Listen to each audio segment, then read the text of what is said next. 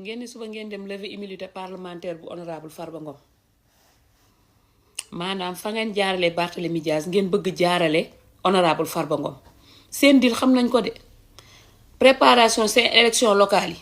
da ngeen bëgg bépp maire boo xam ne mi ngi ci maire APR yi si maire nekk ci goxam ngeen bëgg takkal tuumaal pour bëgg koo génnee ci mairie bi pour yéen ngeen mën a siéger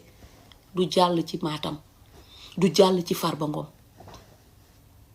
2019 tuumaal ngeen ay góor milliards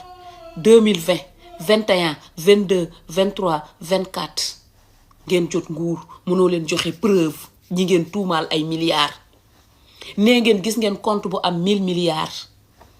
balaa ngeen di wër 125 milliards gis ngeen compte bu am plus de 1000 milliards dem leen jëli ko fii ngeen tuumaal Mame Mbaye Niang 29 milliards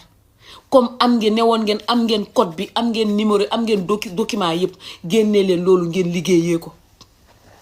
Farba Ngom di ngeen ko yàppi pataas bu tàng jër la ku ko sex danga koy wàcc ci suuf te boo moytul sa làmmiñ day lakk